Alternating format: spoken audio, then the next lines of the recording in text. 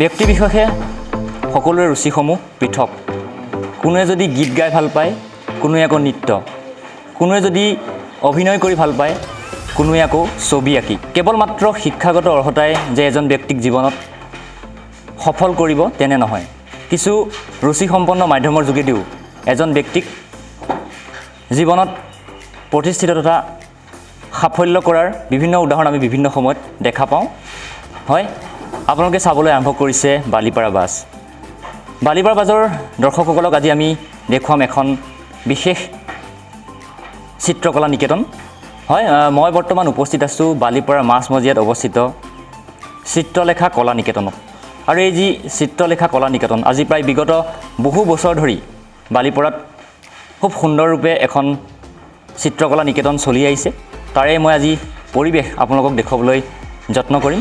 মই যিহেতু এইখিনি মুহূৰ্তত বালিপাৰা চিত্ৰলেখা কলা নিকেতনত উপস্থিত আছোঁ, মই প্ৰথমেই আচলতে এই কলা নিকেতনৰ পৰিৱেশটো দেখুৱাবলৈ খুজিছোঁ। আচলতে কণ কণ শিশুসকলে আচলতে এনেদৰে খুব সুন্দৰ ধৰণে আচলতে চিত্ৰাংকন ছবিসমূহ আঁকি থকা দেখিবলৈ পোৱা গৈছে। মই পৰিৱেশটো দেখুৱাবলৈ খুজিছোঁ। আচলতে খুব মনোমোহা এক পৰিৱেশ বুলি ক'ব লাগিব চিত্ৰলেখা কলা নিকেতন। আৰু বিগত বহু বছৰ ধৰি যিহেতু এই কলা নিকেতনখন চলি আহিছে খুব সুন্দৰৰূপে, আৰু কণ কণ শিশুসকল আচলতে সহস্ৰাধিক ছাত্ৰ ছাত্ৰী এই যি কলা নিকেতন, এই কলা নিকেতনত শিক্ষা গ্ৰহণ কৰি তেওঁলোকে বিভিন্ন পৰ্যায়ত চিত্ৰসমূহ আঁকিবলৈ চেষ্টা কৰে বা বিভিন্ন সময়ত আমি উজলি উঠা দেখিবলৈ পাওঁ। বিভিন্ন সময়ত মই তাৰে পোনপ্ৰথমে দৃশ্যসমূহ দেখুৱাবলৈ চেষ্টা কৰিছোঁ। আচলতে সৰু সৰু নিচেই কণ কণ ছাত্ৰ ছাত্ৰীসকলে খুব সুন্দৰ ধৰণে তেওঁলোকে চিত্ৰসমূহ অংকন কৰি থকা এক পৰিৱেশ গঢ়ি তোলা দেখা গৈছে চিত্ৰলেখা কলা নিকেতনত।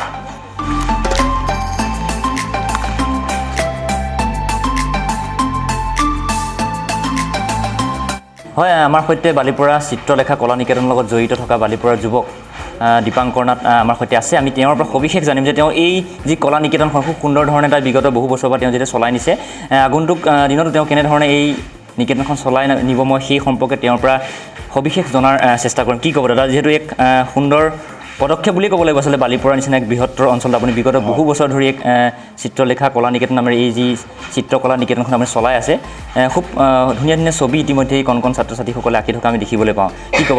হয়, আমাৰ কলকাতা ইউনিভাৰ্চিটি সৰ্বভাৰতীয় বৰ্ডৰ আণ্ডাৰত বালিপাৰা এই চিত্ৰলেখা কলা নিকেতনখন আমি 2006 বৰ্ষতে আৰম্ভ কৰি বৰ্তমানলৈকে আমি অনুষ্ঠানটো চলাই আছোঁ সুকলমে। বিশেষ কাৰণত কৰোণা মহামাৰীৰ আঘাত আমাৰ 2 বছৰে বিদ্যালয়খন বন্ধ হৈ পৰিছিলে, আৰু বৰ্তমান 3-4 মাহ হৈছে আমি আকৌ নতুনকৈ আৰম্ভ কৰিছোঁ আপোনাৰ অনুষ্ঠানটো। ঠিক তেনেদৰে আপোনালোকে দেখিবলৈ পাব কণ কণ ল'ৰা ছোৱালীসকলে আপোনাৰ ছবিবোৰ অংকন কৰিছে। হয়, মই এইখিনিত তেখেতৰ পৰা আন এটা কথা জনাৰ চেষ্টা কৰিম। ইতিমধ্যে আমি দেখিবলৈ পাইছোঁ আমি বিভিন্ন ৰুচিসম্পন্ন মাধ্যমৰ যোগেদি আচলতে ছাত্ৰ ছাত্ৰীসকলে আগবাঢ়ি গৈছে, বিভিন্ন ৰাষ্ট্ৰীয় পৰ্যায় হওক বা বিশ্ব দৰবাৰত প্ৰতিষ্ঠিত হ'বলৈ সম্ভৱপৰ হৈছে। কিন্তু অকল শিক্ষাগত অৰ্হতা বা পঢ়া শুনাই কেৱল আজিৰ যুগত এক মাধ্যম হৈ থকা নাই, বা আমি আগবাঢ়ি যাবলৈ আচলতে বিভিন্ন মাধ্যমৰ যোগেদি, সেয়া লাগিলে নৃত্যই হওক, গীতেই হওক, অভিনয় হওক বা ছবি অঁকাই হওক, সেই ক্ষেত্ৰত যথেষ্ট আগ্ৰহী আৰু আমাৰ ছাত্ৰ ছাত্ৰীসকল, বা সেই ক্ষেত্ৰত আপুনি কেনেধৰণে মন্তব্য আগব? যিহেতু এক ভৱিষ্যত আছে বিভিন্ন মাধ্যমৰ ক্ষেত্ৰৰ যোগেদি, ছবিৰ যোগেদিও আচলতে খুব সুন্দৰ ধৰণে জীৱনত প্ৰতিষ্ঠিত হ'ব পাৰে, সেই বিষয়ে আপুনি কি ক'ব? হয়, আপোনাৰ আমি যোনটো কৰি আছোঁ আপোনাৰ ড্ৰয়িঙৰ ফাইন আৰ্টৰ কোৰ্চ, আপুনি মেট্ৰিক পাছ কৰাৰ পিছত বা হাই ছেকেণ্ডেৰী পাছ কৰাৰ পিছত আপুনি ছায়েন্সত পঢ়িবলৈও আপোনাৰ ড্ৰয়িংটো তাত প্ৰয়োজন হ'বই। আৰু কণ কণ ল'ৰা ছোৱালীসকলৰ আপোনাৰ যেতিয়া স্কুলত প্ৰজেক্টবোৰ দিয়ে, সেই প্ৰজেক্টবোৰ কৰিবৰ কাৰণেও তেওঁলোকক ড্ৰয়িংটো বিশেষভাৱে প্ৰয়োজন হয়। আৰু ঠিক তেনেদৰে আৰ্টটো কৰাৰ লগে লগে আপোনালোকে দেখিব পাইছিলে আমি যেতিয়া ৱাল পেইণ্টিং কৰিছিলোঁ, ৱাল পেইণ্টিং কৰাৰ সময়ত দিনযোৰা কাৰ্যসূচীৰে 2টা দিনে কণ কণ ল'ৰা ছোৱালীসকলে তাত পেইণ্টিংবোৰ কৰিছিলে মানে তেওঁলোকে। কিন্তু কথাটো হ'ল বেলেগ এটা কামত বা যিকোনো এটা কামত আপুনি আৰ্টটো বাদ দি দিনযোৰা কাৰ্যসূচীৰে তেওঁলোকক ব্যস্ত কৰি ৰাখিব নোৱাৰে। আৰু ঠিক তেনেদৰে আৰ্টটোৰ লগত তেওঁলোকৰ মানে ধৈৰ্য শক্তিটো বৃদ্ধি পাইছে। আৰু আপোনাৰ ধৈৰ্য শক্তিটো বৃদ্ধি পোৱাৰ লগতে ধৰক আপুনি এখন ছবি এখন আঁকিছে, এতিয়া এওঁলোকে ছবিখন আঁকিছে, তাত কি কালাৰ দিলে ছবিখন ধুনীয়া হ'ব, বা আপুনি কম্পজিশ্যনটো কালাৰ কেনেকৈ কৰিব, বা তাত আপুনি কি কি বস্তু উপস্থাপন কৰিব, সেইখিনি বস্তুৰ লগত আপোনাৰ ছাত্ৰ ছাত্ৰীসকলৰ স্মৃতিশক্তিটো বৃদ্ধি পায়। ঠিক তেনেদৰে তেওঁলোকৰ ধৈৰ্য শক্তিটো বৃদ্ধি পায়। আৰু আপোনাৰ প্ৰথমতে মই ক'লোৱে যে কি ছায়েন্সতে হওক বা আপুনি তেনেকৈ পঢ়িবৰ কাৰণে হ'লেও আপোনাক সেইখিনি বস্তু দৰকাৰী। তেনেদৰে আমি চলাই আছোঁ এতিয়া।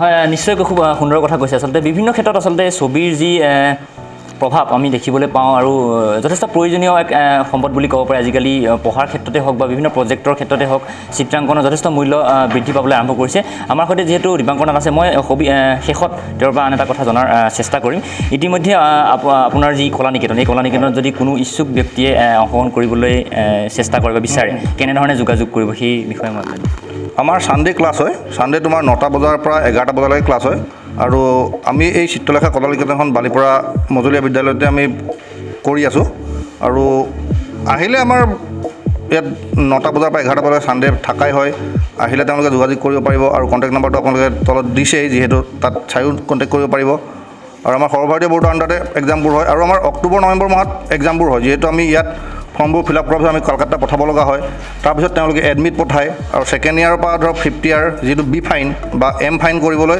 তেওঁলোকৰ ছেকেণ্ড ইয়াৰ পৰা থিয়ৰী এক্সাম এটা হয় তো তাৰ কাৰণে আমি অক্টোবৰত ফৰ্মটো ফিল আপ কৰি ছেপ্টেম্বৰ মাহত ফৰ্মবোৰ আমাৰ গুচি যায় অক্টোবৰ মাহত যেতিয়া ফৰ্মবোৰ ফিল আপ হয় তাৰপিছত এডমিটবোৰ আহে ঠিক তেনেদৰে আমাৰ থিয়ৰী এক্সাম ফাৰ্ষ্টত হয় ছেকেণ্ডত আমি প্ৰেক্টিকেল হয় প্ৰেক্টিকেল আমাৰ PP1 পৰা PP3 লৈকে এটা প্ৰাইমাৰী কোৰ্চ হয় আৰু ফাৰ্ষ্ট ইয়াৰ পৰা 50 ইয়াৰ বি ফাইন হয় 50 ইয়াৰ পৰা আমি 70 ইয়াৰলৈ কৰিলে এম ফাইন হয় তো তেনেদৰে আমাৰ অনুষ্ঠানবোৰ চলি আছে হয় ধন্যবাদ জনাইছোঁ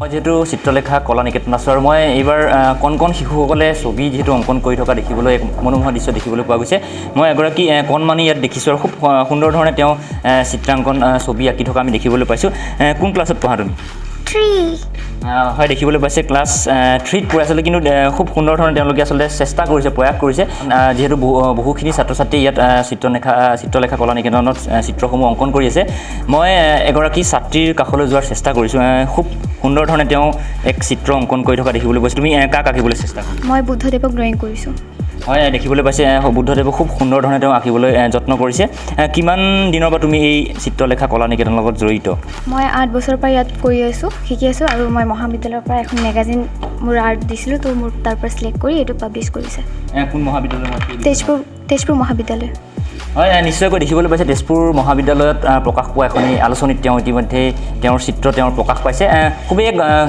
গৌৰৱৰ বিষয় আচলতে এনেধৰণে ছাত্ৰ ছাত্ৰীসকলে এই চিত্ৰলেখা কলা নিকেতনৰ পৰা শিক্ষা গ্ৰহণ কৰি চিত্ৰসমূহ আঁকিবলৈ চেষ্টা কৰি বিভিন্ন পৰ্যায়ত তেওঁলোকে জিলিকি উঠিবলৈ সক্ষম হৈছে অনাগত দিনসমূহতো এই চিত্ৰলেখা কলা নিকেতনে বালিপৰাবাসীৰ প্ৰতিভাসমূহক আচলতে বিকাশ কৰাৰ ক্ষেত্ৰত যথেষ্ট অৰিহণা বা অৱদান আগবঢ়াই আহিছে